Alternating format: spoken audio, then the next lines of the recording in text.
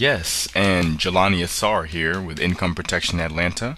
First things first, go to incomeprotectionatlanta.com.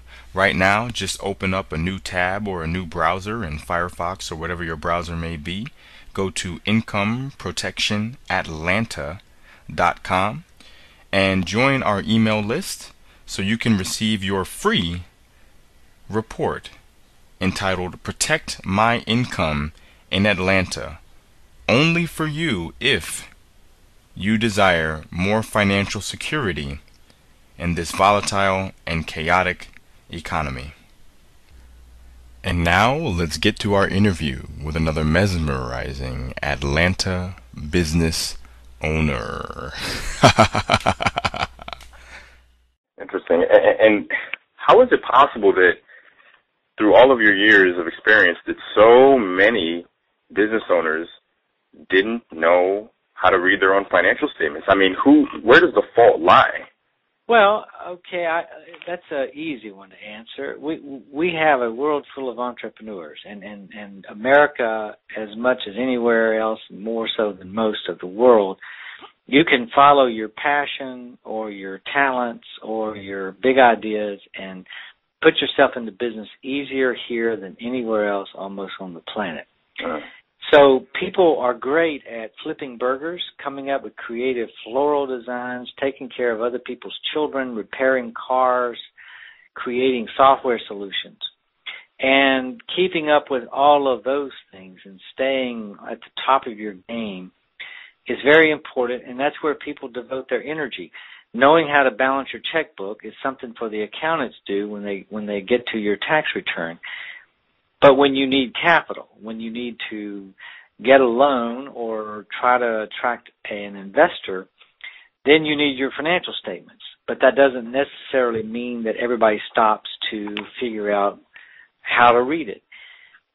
That being said, I took 6 hours of accounting in college to get a BS degree in finance.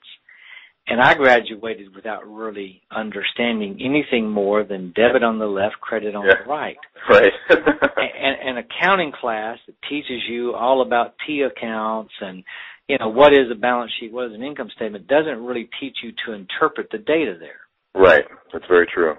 I learned that through sitting down with literally thousands of companies' financial statements and putting them in a spreadsheet and trying to figure out their cash flow and understand their prospects on whether these folks had the ability to repay the loan they were looking for or had accomplished anything that would inspire me to invest money in them. Uh-huh.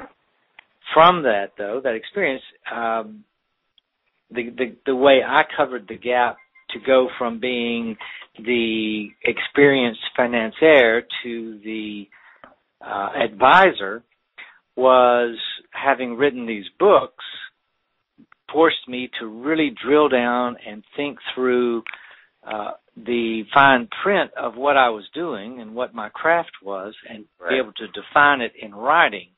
Right, and to take it from a more... write anything, you really start to be able to enhance your ability to communicate it.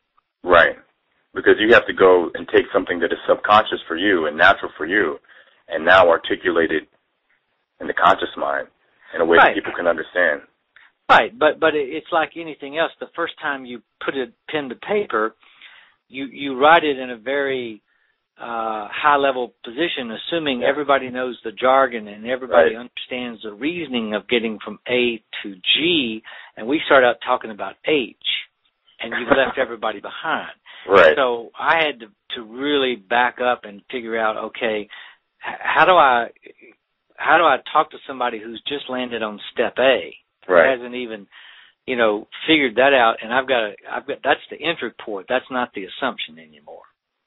And so that's what I did through my writing. So when I developed the challenge of putting this into a bigger platform, the Small Business Finance Institute, I recognized that not only do you have to really offer a full load of, courses where people can get the very, very shallow fundamentals, but you have to do it on several learning channels because this isn't, your father's Cadillac.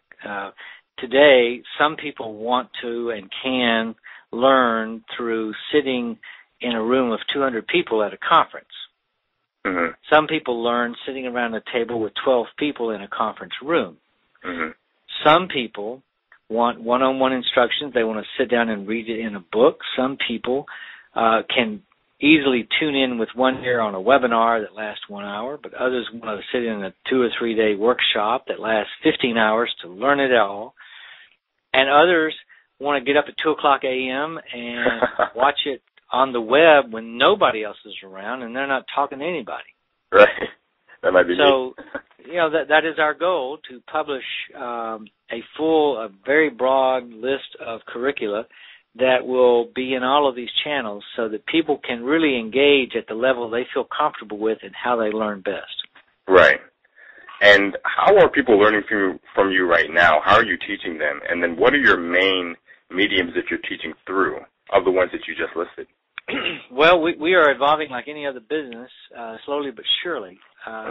I published the third edition of the SBA loan book back in January, and in January 2012, a new book is coming out called Get Financing Now, published by McGraw-Hill, in which I have talked about the three main sources of business funding, which is debt, equity, and self. And in that book, I also talk about some basic financial management to help people recognize what they have to take responsibility for themselves, how to project their profits, how to project their cash flows, and understand their cash cycles so they know exactly what needs to be financed. Mm-hmm. So that book covers the people who want to stop and read it. I used the book as the basis of a 2-day workshop that I developed called Financial Boot Camp. Right. You can learn more about that on the SBFI website.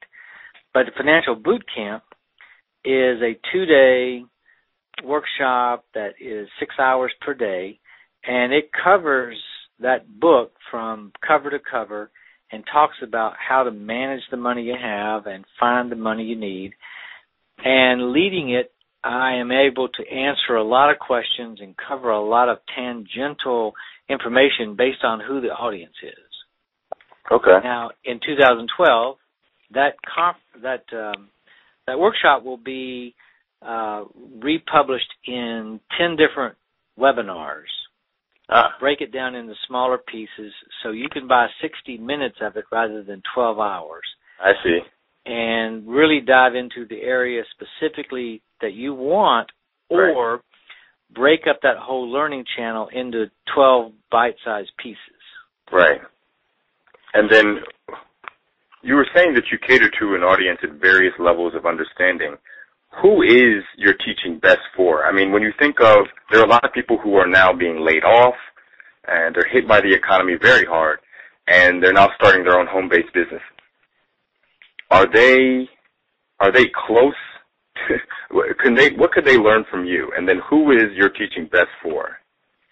Well, that's a challenging question, and I think that will be challenging as we develop our curriculum. But frankly, my long-term goal is to be able to provide information that is as useful to people in the big idea stage of their business. Okay. Which is to say they're not in business yet, but they're planning to be. So they're starting to aggregate information and do research and find out what they need to know and learn where to get to know it.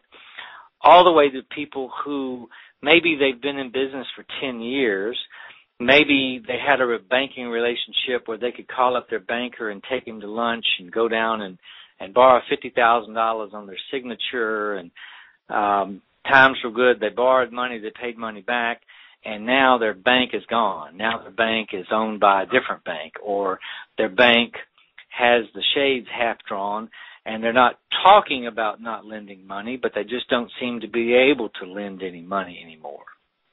So what that business owner is experiencing is a paradigm shift where our capital markets are suffering from a capital crisis. Right.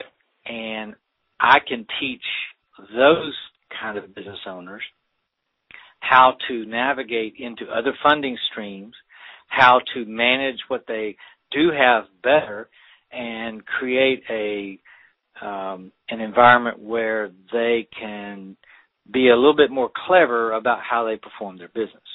I see. So you definitely run the whole gamut then.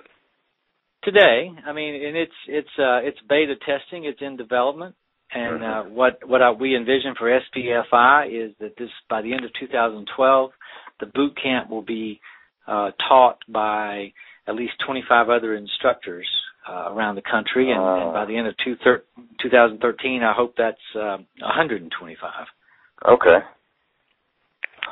Very cool. Yeah, because I was thinking, you are here in Atlanta, and I was thinking, wow, this seems like something that caters to not just business owners in Atlanta, but business owners in the United States and elsewhere.